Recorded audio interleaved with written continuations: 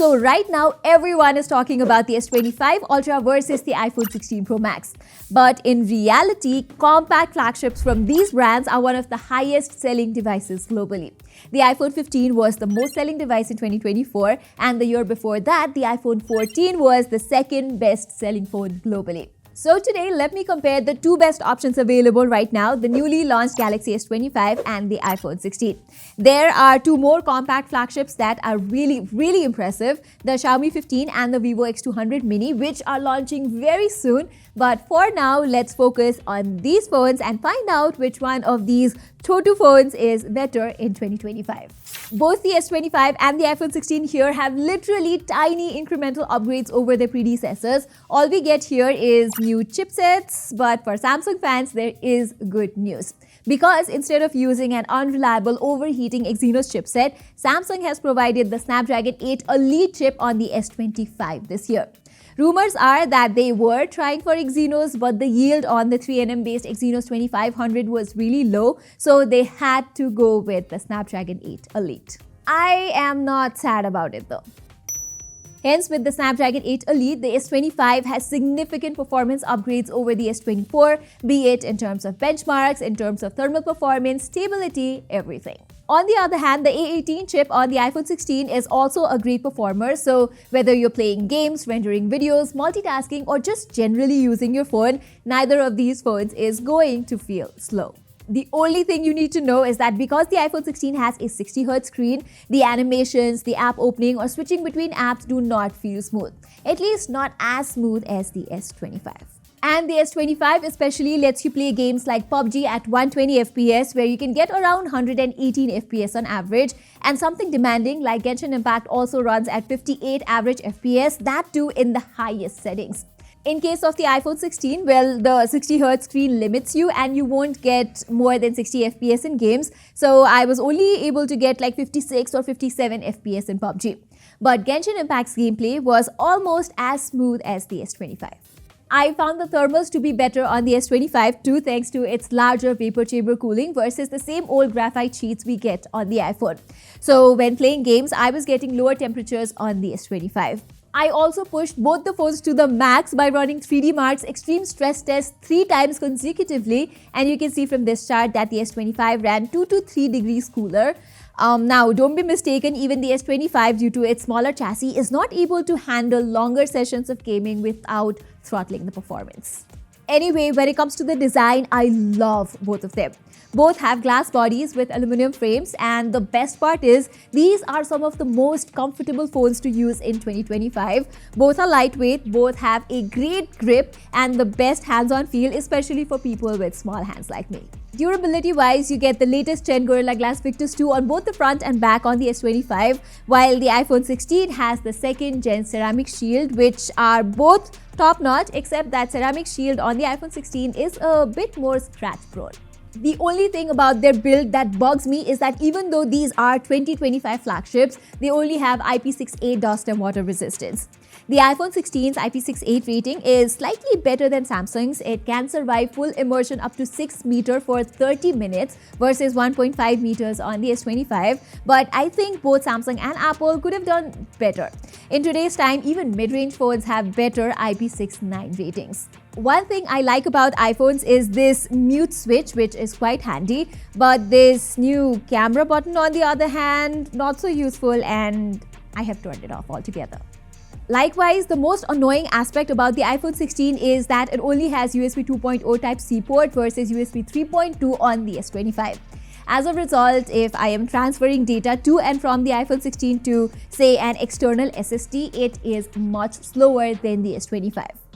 Now, moving on, both the S25 and the iPhone 16 have great OLED displays as well, quality-wise, but there is just no way I can justify a 60Hz screen on a flagship phone in 2025. No way.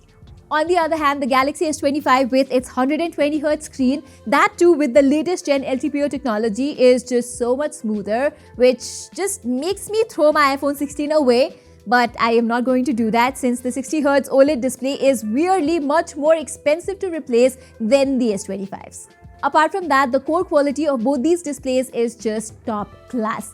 They have great brightness, but I found the iPhone 16 to be a little brighter outdoors as it reaches around 1700 nits in auto mode versus around 1400 nits on the S25. However, in indoor situations, especially while watching HDR content, the S25 appears slightly brighter because of its higher peak brightness numbers. And if you're someone who has a toxic habit of scrolling reels all night, good news is that both these phones can go down to 1 nit and can be really dim as well. I just wish both Apple and Samsung had included higher PWM dimming in their phones though, because I am someone who's really sensitive to screen flickering and both these phones flicker at low brightness.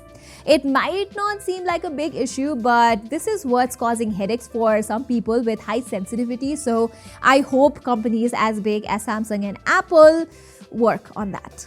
Besides that, other difference between these two phones is that the iPhone 16 has Dolby Vision support while Samsung only has HDR10+. So if you're binging Dolby Vision mastered content on Netflix or Amazon Prime, they look slightly better on iPhone. When it comes to things like speakers and haptics, the iPhone 16 has a slight advantage. The iPhone speakers are louder and sound more fuller to me.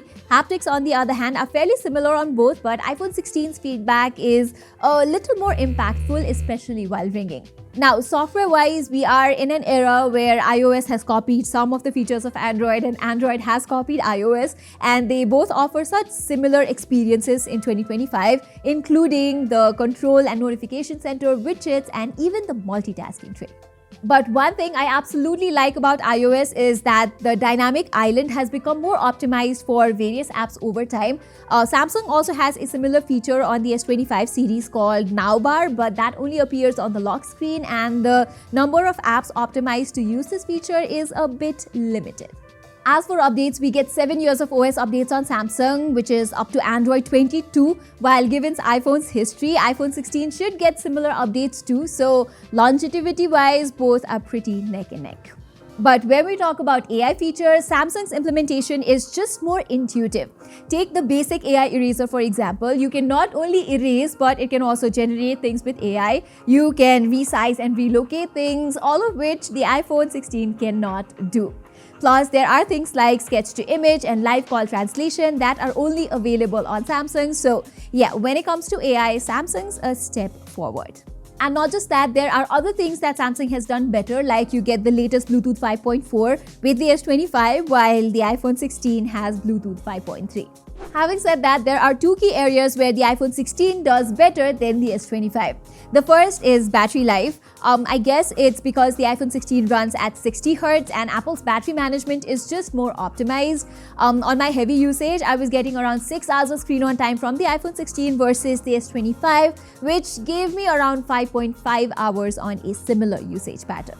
This year, I was genuinely hoping that Samsung would include a silicon carbon battery and have beefier battery capacities on the S25 models, but it turns out we are getting the same old thing again. So battery life-wise, things are pretty uninteresting here. Even the charging speed is the same at 25 watts. To be fair, even the iPhone does not go beyond 30 watts, but still Apple has a few perks like 25-watt wireless or MagSafe charging, while the S25 requires a compatible case for magnetic wireless charging. Also, its wireless charging has been stuck at 15 watts for the better part of 4 to 5 years. Okay, finally, let's get to the cameras, and specs-wise, both of these phones have the same camera setup as last year. The iPhone 16 has a dual camera at the back with a 48 megapixel main and a 12 megapixel ultra-wide sensor, whereas we get 3 lenses on the S25, a 50 megapixel primary, 12 megapixel ultra-wide, and a 10 megapixel 3x telephoto lens for zoom and portraits. And when it comes to photos from their main cameras during daytime, I found both of these phones doing pretty well. The iPhone has sort of a warm color tone while Samsung prefers a cooler hue like always. I prefer the color processing on Samsung a bit more. It looks slightly more pleasing, but the details are definitely preserved better on the iPhone. The only issue with the S25's images is that it tends to crush the shadow details, sometimes a little too much, making the images dark and contrasty, which I am guessing should be fixed with an update or two. The ultra-wide photos from the iPhone have the same warm tone, but just like the main camera, it is able to maintain better details than Samsung, and its ultra-wide images are wider too. During the nighttime too, iPhone's ultra-wide images have better sharpness and slightly better exposure management. So I prefer iPhone 16's nighttime images more than Samsung's. I don't know why, but the nighttime photos on the S25 look a bit grainy. The exposure management is a hit or a miss, and it cannot maintain much detail either. But when it comes to clicking portraits, I like the optimization Samsung does to the skin tone. I will admit it produces softer images because of the low-res 10-megapixel telephoto lens, but with the 3x mode, you can get a nice field of view as well as colors in the portraits. The iPhone 16, on the other hand, is basically just cropping in from its main lens to provide 2x portraits.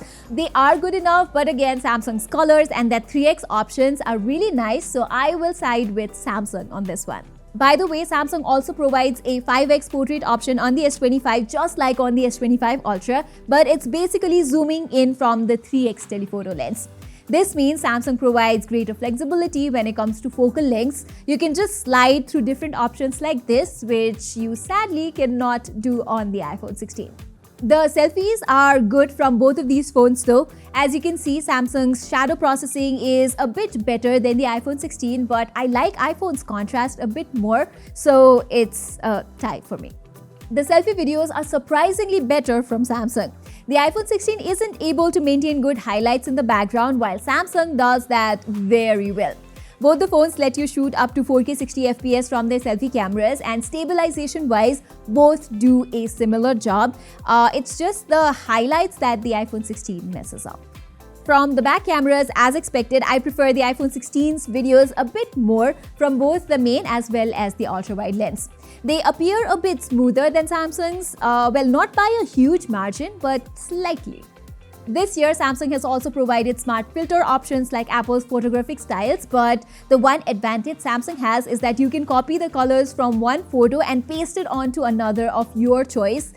This is quite a unique feature to have, in my opinion. Likewise, the S25 can now shoot log videos too. It can also shoot 120fps slow motion videos at 4K, while the iPhone 16 is stuck at 1080p. Not to forget, the S25 also has 8K video recording support, and its Pro Video and Photo option offers better flexibility for professional photo and videographers with features like Zebra and False Color. Samsung also lets you switch across all the lenses, including the selfie camera, while shooting the videos, while the iPhone does not let you switch between the back and the front cameras in between recordings. Quite a bummer if you're someone who vlogs from a phone. So yeah, you get a ton of additional and useful camera features on the S25, more than what you get on the iPhone 16. But the S25, as of now, its cameras are a little under-optimized when it comes to photography right now. I am actually waiting for the first update to roll out that could possibly fix some of the issues here. Alright everybody, conclusion time, and if you look at the scoreboard right here, you can see Samsung has won by a slight margin. And if I have to be completely honest, for me this year's S25 is a better option because a 60Hz screen on an iPhone is something I just cannot live with in 2025. Of course, if you want better optimized cameras and better videography prowess, I totally understand your inclination towards the iPhone 16. The S25 still needs a few updates for its cameras to be better. In any case, this is not the best time to buy either of these phones. If you look at the pricing history of these compact flagships, usually these devices receive massive price cuts during the end of the year sales. Even the S25 and the iPhone 16 are bound to receive discounts, and more likely both these phones may be available for under 60,000 rupees. And that will be the best time to get either of these devices. Alright everybody, that was all for our very detailed comparison between the iPhone 16 and the Samsung Galaxy S25. Which one would you go for? Do let us know in the comments below. And while you're there, do not forget to subscribe to our channel. Saying this, I'm Pratima and thank you so much for watching.